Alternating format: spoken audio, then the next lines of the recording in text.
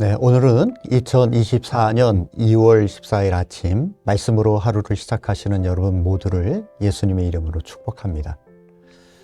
먼저 하나님의 말씀을 봉독하도록 하겠습니다. 욥기 38장 1절부터 7절까지의 말씀입니다. 그때 여호와께서 폭풍우 가운데에서 욥에게 말씀하여 이르시되 무지한 말로 생각을 어둡게 하는 자가 누구냐? 너는 대장부처럼 허리를 묶고 내가 내게 묻는 것을 대답할지니라. 내가 땅에 기초를 놓을 때에 내가 어디 있었느냐? 내가 깨달아 알았거든 말할지니라. 누가 그것의 도량법을 정하였는지, 누가 그 줄을 그것의 위에 띄었는지 내가 아느냐? 그것의 주추는 무엇 위에 세웠으며 그 모퉁이 돌을 누가 놓았느냐? 그때의 새벽 별들이 기뻐 노래하며 하나님의 아들들이 다 기뻐 소리를 질렀느니라. 아멘. 네, 오늘은 질문을 하나 하고 시작하도록 하겠습니다. 해녀들은 바닷속을 몇 미터까지 들어갈 수 있을까요? 보통 해녀들은 10미터 정도까지 들어가고 숙련된 해녀들이라 할지라도 20미터 이상을 넘어가기는 벅차다고 합니다. 그렇다면 스킨스쿠버 장비를 착용한다면 얼마나 더 들어갈 수 있을까요? 일반인이 내려갈 수 있는 수심의 한계는 대체로 약 30m 이내라고 합니다. 그렇다면 바닷속의 평균 깊이는 몇 미터나 될까요? 바다의 평균 깊이는요, 무려 3,700m라고 합니다. 바다에서 가장 깊은 곳을 우리는 해구라고 부르는데요. 이 바닷속 골짜기라고 표현할 수 있는데 가장 깊은 해구는 필리핀 부근에 있는 마리아나 해구로서 깊이가 약 11km나 된다고 합니다. 하지만 이것도 이제까지 인간이 찾아낸 것이라는 전제하에서입니다. 말하자면 인간이 찾아내지 못해서 그것보다 훨씬 더 깊은 해연이 얼마든지 있다라고 하는 이야기이죠. 과학자들에 의하면 심해를 탐사하자면 매우 고도의 과학기술이 필요한데 이것이 얼만큼 어려운가 하면 인간이 달에 가는 것보다 심해를 탐사하는 것이 훨씬 더 힘들 것이라고 이야기합니다. 인간이란 대단해 보여도 사실 이 정도 수준밖에는 되지 않습니다. 우리는 욥의 이야기를 통해서 인간의 연약함을 묵상하고 있습니다. 욥의 예기치 못한 매우 극심한 고난을 놓고 3장에서부터 시작해서 욥과 세 친구들 그리고 엘리후 간의 변론이 계속해서 이어졌지요. 욥의 고난의 원인이 무엇인지에 대한 지루한 변론도 완전한 해결점을 찾지 못한 채 마무리되었을 때에 오늘 본문이 시작됩니다. 38장에서 침묵으로 일관하시던 여호와께서 비로소 말씀을 시작하십니다. 첫 마디가 무지에 대한 지적의 말씀입니다. 2절의 말씀을 보니까 무지한 말로 생각을 어둡게 하는 자가 누구냐라고 말씀하십니다.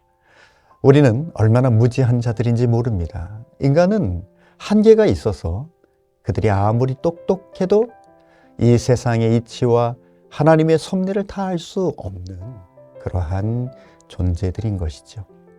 당대 최고의 현자라고 말할 수 있었던 욥 그리고 그 세 친구들도 많은 말로 변론을 했지만 여호와께서 단 한마디로 말씀하십니다. 무지한 말로 생각을 어둡게 하는 자가 누구냐 꾸짖으시는 것을 우리는 볼 수 있는데요. 우리들이 참으로 겸손해야 함을 깨닫게 됩니다.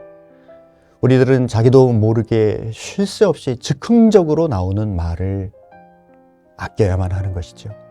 혹시 자신이 가진 지식이 있다 하더라도 그것이 정말 소중한 지식일수록 자기의 자랑 또 남을 제압하기 위한 도구로 전락시킬 수 있는 존재들입니다. 잠언 10장 19절에서는 다음과 같이 이야기합니다. 말이 많으면 허물을 면키 어려우나 그 입술을 제어하는 자는 지혜가 있느니라 라고 말씀하시죠. 저는 저 여러분이 쉴 새 없이 쏟아져 나오는 수도꼭지와 같이 이 쏟아지는 그 말들을 잠궈낼 수 있는 능력이 있기를 주님의 이름으로 축복합니다.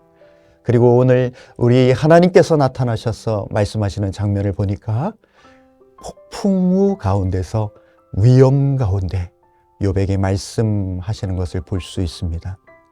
성경에서는 곳곳에서 폭풍이나 회오리 바람 가운데서 나타나시는 여호와를 흔히 볼 수가 있습니다. 폭풍이나 회오리 바람은요, 연약한 인간에게는 두려운 현상입니다. 지난 23년도 5월 말에 괌에 여행을 갔던 한국인 수백 명이 태풍으로 인해서 여행은커녕 호텔 안에서 피난 생활을 하다가 고생을 많이 하고 돌아오게 된 일이 있었습니다. 호텔도 불안했습니다. 바람에 날려온 자동차 보넷 같은 것들이 날아와서 호텔 객실 유리창을 깨고 들어오는 일까지 있었다고 할 정도였습니다. 폭풍우는 두려운 것입니다. 제자들도 갈릴리 바다에서 폭풍을 만났을 때 죽음의 위기를 느끼고 있었습니다. 폭풍우는 바로 인간 한계를 보는 자리이기도 합니다. 사랑하는 여러분, 여러분에게는 어떠한 폭풍이 찾아왔습니까? 사업 실패, 시험을 떨어지거나 승진을 실패하거나 뜻하지 않은 질병을 만나면 우리는 우리의 한계를 보게 되는 마치 폭풍과 같은 상황을 경험하게 되죠. 그런데 사랑하는 여러분, 두려워하지 마시기 바랍니다. 그 폭풍 뒤에 찾아오시는 예수님을 바라보시기 바랍니다. 폭풍 중에 음성이 들려옵니다. 내니 두려워하지 말라. 세미한 음성입니다. 그러나 분명 예수님의 음성이었습니다. 욥은 건강을 잃고 가족을 잃고 재산을 잃고 모든 것을 다 잃고도 하나님의 하시는 일 앞에서 불평하거나 원명하지 않고 하나님을 찬양했습니다. 그런 폭풍 같은 상황에서 하나님은 욥에게 찾아오셔서 말씀해 주시는 분이셨고 결국 잃어버렸던 모든 것을 이전보다 2배로 회복시켜 주시는 분이셨습니다.